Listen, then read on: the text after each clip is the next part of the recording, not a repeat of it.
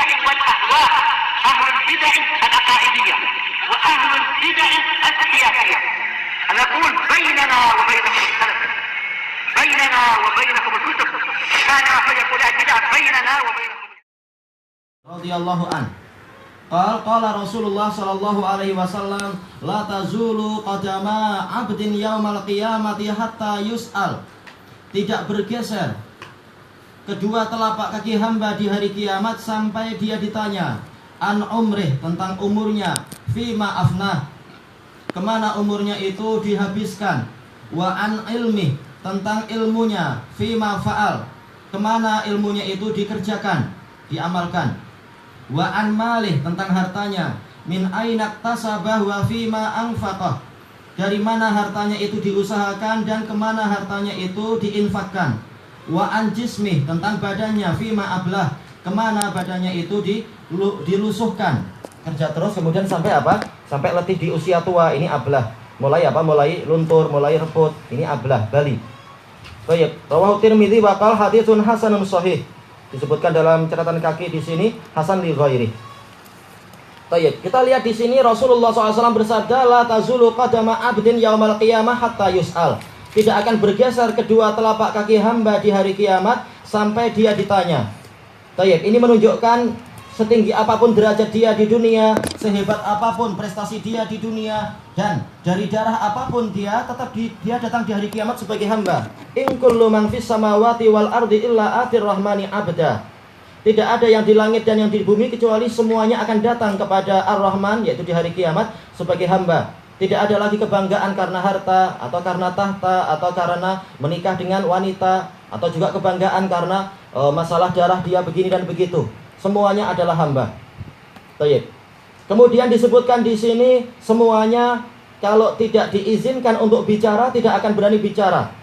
Tidak diizinkan untuk datang menghadap Allah, tidak berani dia untuk melangkah. Betul-betul tidak ada yang mampu apa-apa. Baik. Yauma la yamliku nafsul li nafsin la tamliku nafsul li nafsin syai'a wal amru yauma idzil lillah. Yaitu pada hari di mana setiap jiwa tidak kuasa terhadap jiwa yang lain dan semua urusan betul-betul di tangan Allah segalanya itu. Baik. Kemudian apa? Sampai dia ditanya. Ini umum. Kenapa? Karena dia adalah apa? Nakirah, yaitu abdin. Fi siyaqi apa? Fi siyaqi nafi tufidul umum.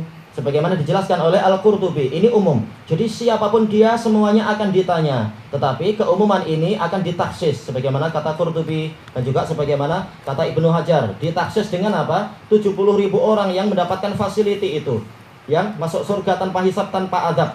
Nggak perlu dia nunggu lama-lama, karena kalau nunggu lama-lama kita sekitar nunggu di di pejabat pos saja, lama sekali nunggunya untuk ini dan itu. Demikian pula yang lain-lain.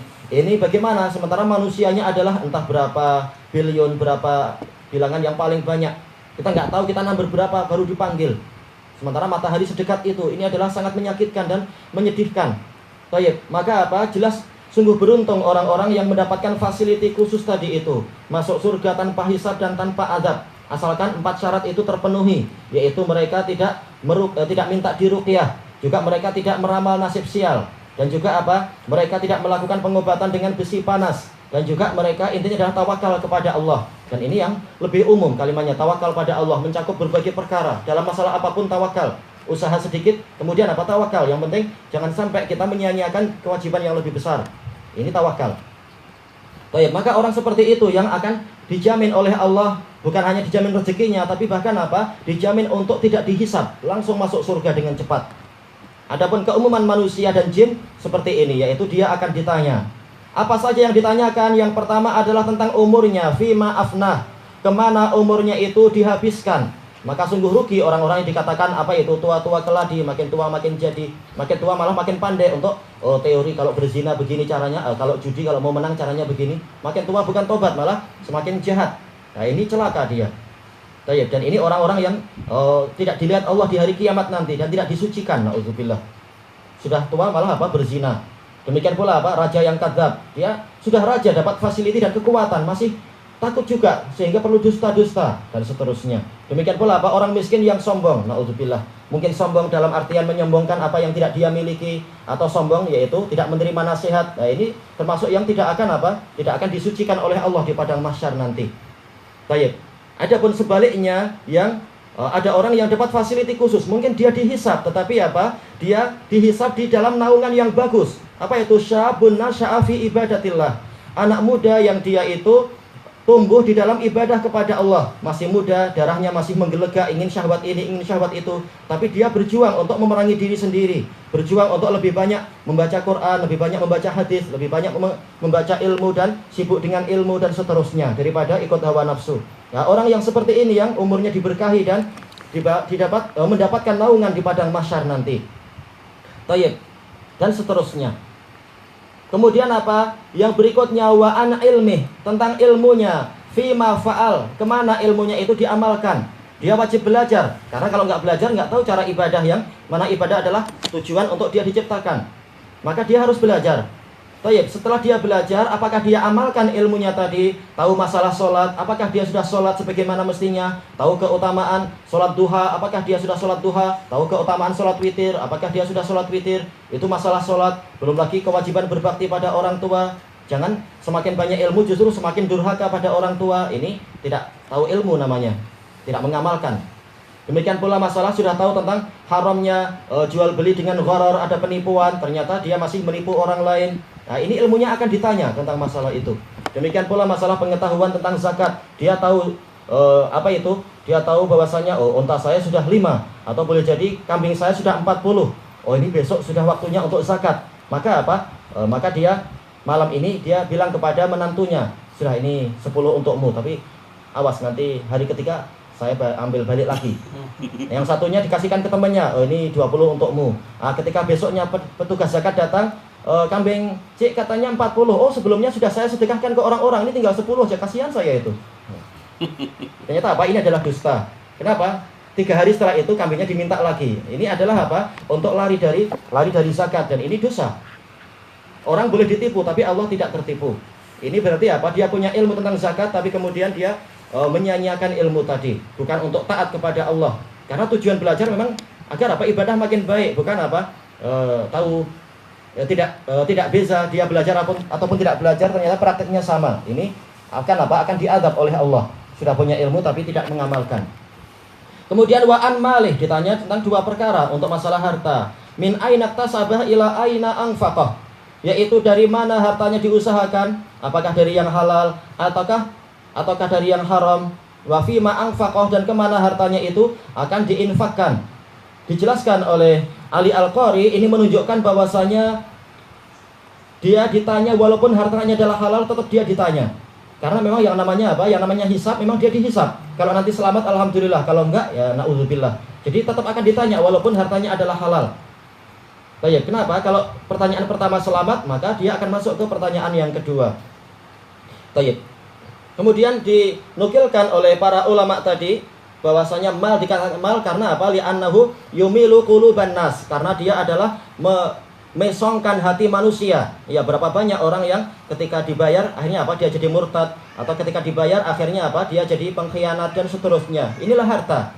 Yumilu quluban nas, yaitu memesongkan hati manusia. Kenapa? Rasulullah SAW sendiri telah bersabda, "Mal faqra akhsha alaikum walakinni akhsha alaikum an tubsata alaikumud dunya kama busirat ala man kana qablakum fatanafasuha kama tanafasuha fa ahlakatkum kama ahlakathum."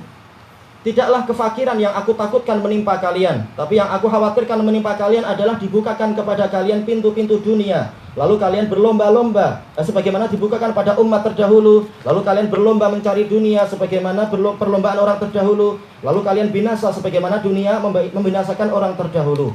Inilah yang lebih dikhawatirkan oleh Nabi SAW.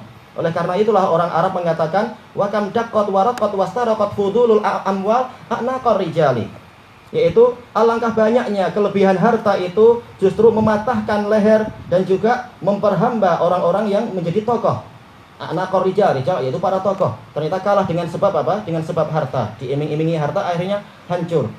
Maka bagi kita para penuntut ilmu, jangan terlalu ketakutan dalam masalah harta. Allah yang akan menjamin kita. Allah tidak akan menyia-nyiakan kita. Orang kafir aja ditolong, apalagi orang yang setia pada Allah dan tawakal kepadanya. Allah tidak akan menyia-nyiakan.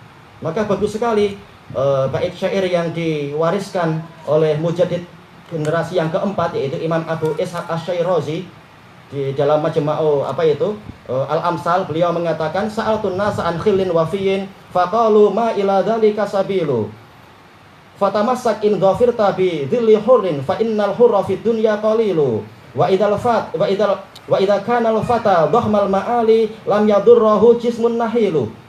Beliau mengatakan sa'altun nasa an khillin wafi. Saya tanya kepada orang-orang, adakah teman setia yang akan selalu menolong? Maka mereka mengatakan ma ila dzalika sabilu. Engkau enggak akan dapat jalan untuk apa? Mendapatkan orang seperti itu. Teman setia yang selalu seia sekata menolong. Bukan berarti pasti tidak ada, tapi apa? Sulit engkau akan mendapatkan orang yang seperti itu. Tapi apa? Fatamassak in dhafirta bi dzaili hurrin. Kalau engkau mampu, engkau pegang orang yang merdeka. Kenapa? Orang yang merdeka dia tidak akan apa? Tidak akan terikat oleh ini, terikat oleh itu. Dia merasa cukup dengan Allah Ta'ala. Maka setia dengan orang yang semacam ini. Fa innal hurra fid dunya qalilu. Karena orang yang merdeka di dunia sedikit. Dohirnya merdeka, tapi apa? Jiwanya masih diikat oleh Briton barangkali, atau politiknya diikat oleh orang Belanda, atau masalah harta diikat oleh para jutawan barangkali dan lain-lain. Orang merdeka sedikit kenyataannya itu. Kemudian beliau mengatakan wa idza kana al-fata dhahmal ma'ali. Kalau seorang pemuda itu sifat-sifat kebaikannya itu banyak, maka apa? Lam yadurruhul jismun nahilu. Enggak akan membahayakan dia walaupun badannya kurus, enggak masalah. Yang penting bukan kurus atau apa, tapi jiwanya besar. Ini nasihat dari Abu Ishaq Asy-Syirazi. Baik.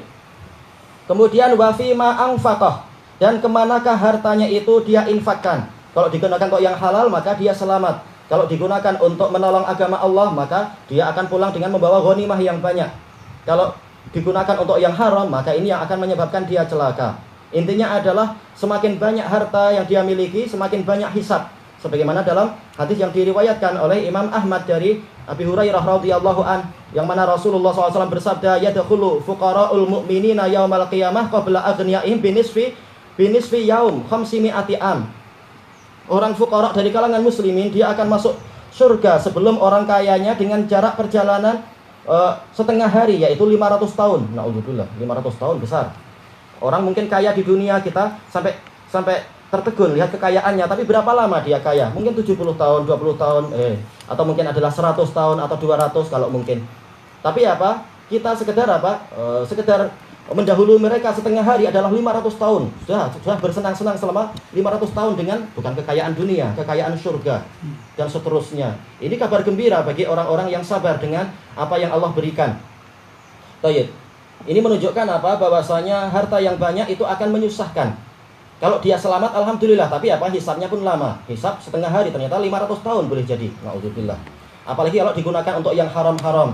Makanya bagus nasihat Rasulullah SAW dalam hadis yang sahih, boleh dikatakan sahih atau qawi, minimal hasan, diriwayatkan oleh Imam Ahmad, dan dia ini sering dinukil oleh Syekh Yahya.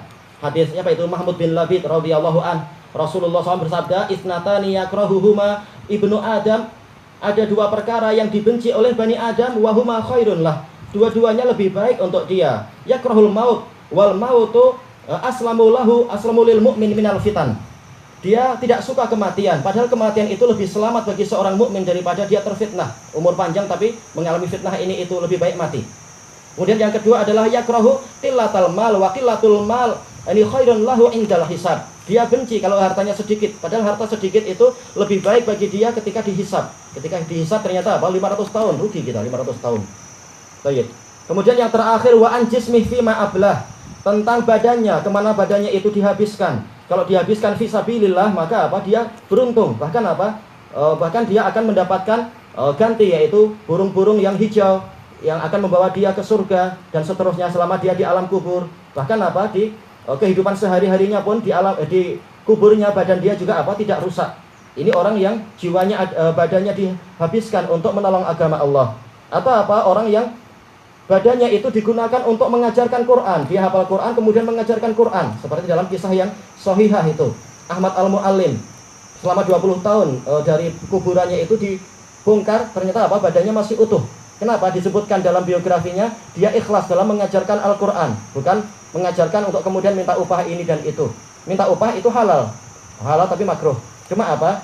Kalau dia memilih untuk tidak meminta, kalau dikasih alhamdulillah, kalau enggak ya enggak apa-apa, Allah yang ngasih, maka ikhlas, maka ternyata Allah memelihara badan dia di alam kuburnya itu. Dan juga faktor-faktor yang lain. Adapun kalau badannya dihancurkan untuk menolong asobiyah, atau dihancurkan untuk apa? Mencuri, atau dihancurkan untuk justru membuat kerusakan, jadi khawarid, badannya diletupkan. Ternyata apa? Diletupkan untuk apa? Untuk menyakiti orang lain. Maka ini adalah celaka. Bahkan apa? Dia akan disiksa terus selama-lamanya di hari kiamat sampai Allah berkenan untuk apa? Memaafkan dia. Baik. Maka dari sini kesimpulannya adalah kita hidup di dunia bukan untuk main-main seperti binatang yang nanti setelah ada hukuman ini itu kemudian jadi tanah.